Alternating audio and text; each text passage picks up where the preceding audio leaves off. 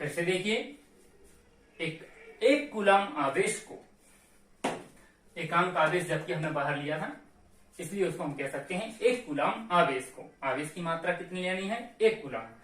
एक कूलम आवेश को अनंत से विद्युत क्षेत्र के किसी बिंदु तक लाने में यदि 1 जूल का कार्य किया जाए, 1 जूल का कार्य करना पड़े, तो ऐसी स्थिति में किया गया कार्य 1 वोल्ट कहलाता है। यह हुई इसकी परिभाषा। यहां विभव धनात्मक और ऋणात्मक भी होते हैं, 2 प्रकार के। कैसे? जैसा कि आप देख सकते हैं कि यदि प्लस क्यू आवेश लेते हैं तो ये क्षेत्र धनात्मक क्षेत्र होगा और परीक्षण आवेश भी धनात्मक प्रकृति का ही होता है। तो क्या होगा? ये प्रतिकर्षण बल आरोपित करेगा इस पर, इसलिए जब हम इसको अंदर लेकर आएंगे तो हमें बाह्य बल लगाना पड़ेगा। कह सकते हैं विद्युत क्षेत्र की विपरीत दिशा में जो कार्य करना पड़े, विद्युत क्षेत्र के विपरीत दिशा में जब कार्य करना पड़े तो ऐसी स्थिति में जो विभव होता है वह धनात्मक विभव होता है। या सीधा सीधा एक शब्द में कह सकते हैं कि धनात्मक आवेश के कारण उत्पन्न विभव धनात्मक विभव होता है।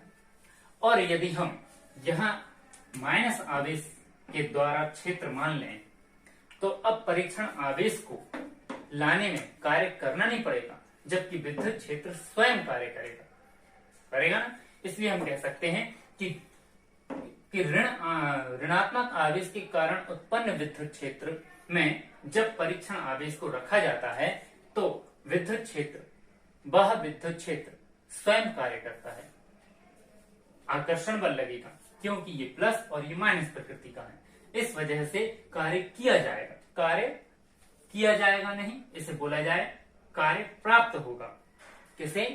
परीक्षण आवेश को कार्य प्राप्त होगा। किसके द्वारा? इस विद्युत क्षेत्र के द्वारा। तो जब विद्युत क्षेत्र के द्वारा परीक्षण आवेश को कार्य प्राप्त हो तो उसे ऋणात्मक विभव कहते हैं। एक शब्द में बोलें तो ऋण आवेश के कारण उत्पन्न विभव ऋणात्मक विभव होता है। इसी तरह से जैसा कि अभी हमने आपको वैद्युत विभव के बारे में बताया है, उसी तरह से विभवांतर को भी परिभाषित कर सकते हैं। विभव और विभवांतर में मात्र थोड़ा सा फर्क है। यहाँ पर आपने देखा कि एकांक आवेश को सबसे पहले अनंत से विद्युत क्षेत्र के किसी बिंदु तक लाया गया। कहां से? अनंत से। बस अगर हम आवेश को अनंत से ना लेकर विद्युत क्षेत्र में ही रखते हैं या विद्युत क्षेत्र में रखकर उसको थोड़ा सा विस्थापित करें ए बिंदु से बी बिंदु तक, इसे ऐसा कह सकते हैं कि विद्युत क्षेत्र के अंदर परीक्षण आवेश को एक बिंदु से दूसरे बिंदु तक लाने में जो कार्य करना पड़े, एक बिंदु से दूसरे बिंदु तक लाने में जो कार्य करना पड़े वह उन 2 बिंदुओं के बीच का विभवांतर कहलाता है। तो आप समझ सकते हैं कि सबसे पहले तो कहीं अनंत से ही लाके रखा होगा, इसलिए इसका स्वयं का एक विभव होगा बिंदु ए का। बाद में फिर उसको ए से बी तक लाया गया तो दूसरा विभव भी बी बना होगा। अब इन दोनों में अधिक विभव कौन सा है? क्योंकि यहाँ प्रतिकर्षण बल के विरुद्ध कार्य किया जा रहा है लगातार, इसलिए जैसे जैसे पास आएगा प्रतिकर्षण बल इस पर बढ़ता चला जाएगा। तो आप समझ गए होंगे कि भी बी अधिक है और भी ए कम है। तो विभवांतर की परिभाषा देने के लिए हम इसको इस तरह से, इस सूत्र को इस तरह से लिख सकते हैं। एकांक आवेश को विद्युत क्षेत्र के अंदर एक बिंदु से दूसरे बिंदु तक लाने में, अब एक बिंदु से दूसरे बिंदु तक लाने में जो कार्य किया गया है वह विभव न होकर विभवांतर कहलाएगा। इसलिए अधिक विभव में से कम विभव को घटा दें, माइनस कर दें। इस तरह से ये जो सूत्र बना है वह विभवांतर, विभवांतर, विभव में अंतर, विभवांतर, विभवांतर। तो ये विभवांतर का सूत्र है। इस सूत्र को देखने से समझ में आ रहा है कि मात्रक वही होगा और विमेय सूत्र जो अभी आप देख सकते हैं यहाँ हमने लिखा है वो दोनों के लिए एक समान है। कैसे आया विमेय सूत्र, यहाँ हम आपको बता दें, क्योंकि ये है कार्य, तो कार्य का मात्रक जूल होता है, तो इसका विमेय सूत्र भी आपको याद होगा, mL2T-2।